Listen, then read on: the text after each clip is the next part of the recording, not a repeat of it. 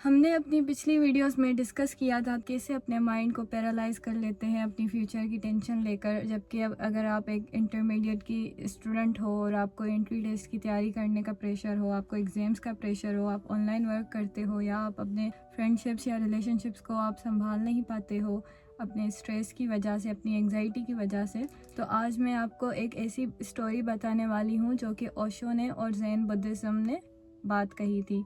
ये बात I know बहुत साल पुरानी बातें हैं, बट आज भी अगर हम देखें तो हम इन चीज़ों से कनेक्टेड होते हैं बहुत डीपली।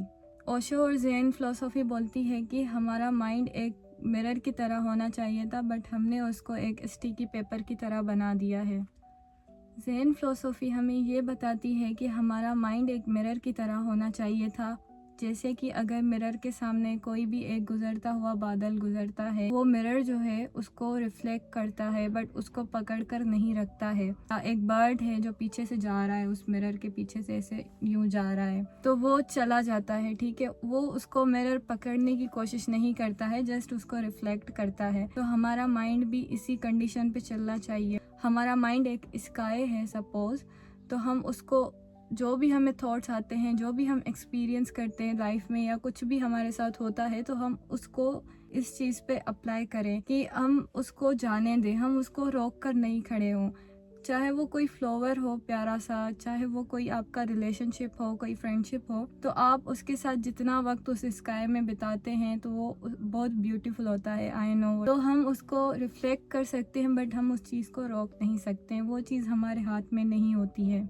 जब वो बादल वहाँ से चला जाता है तो आपका जो माइंड या आपका जो स्काई है वो बिल्कुल खाली और साफ़ हो जाता है। ये कितनी ब्यूटीफुल बात है कि अगर आपको कुछ भी मिल रहा है, कोई अच्छी सी चीज़ भी लाइफ में मिल रही है, कोई बुरी से बुरी चीज़ भी लाइफ में मिल रही है, तो आपके जो दिमाग में है या आपके जो ब्यूटीफुल से स्काई में है, पूरे माइंड में वो बात, तो वो ऐसे ही गुजर जाती है। तो क्या होता है कि आपका जो माइंड है, आपका जो स्काई है, बिल्कुल एम्प्टी हो गया है। अब उसमें कोई ना टेंशन की बात है ना ही कुछ है। तो अगर आपको ये फिलोसफी, ये ओशो की बात समझ आ गई तो आपकी जिंदगी सेटल हो जानी है। ओशो कहते हैं कि be like a mirror simply reflects, it does not accumulate, it does not say this was beautiful, I must keep it, it does not say this was ugly, I must push it away, it simply reflects.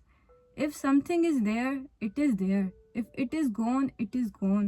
हम अपने ख्यालों को अपने अंदर जमा कर लेते हैं, को इतना ज़्यादा पकड़ लेते हैं अपने माइंड में कि वो जो बादल हैं जो हम गुजरने नहीं देते उनको, तो वो हमारे ऊपर ही बरस पड़ते हैं गाइस। कितना ज़्यादा नुकसान है। कोई आप चीज़ पकड़ के बैठे हो, फोर्सफुली उसको जाने नहीं दे रहे, ऊपर से उसका रिएक्शन आपके ऊपर हो रहा है, तो दिस इज़ वर्स्ट थिंग। तो आप उसको जाने दो।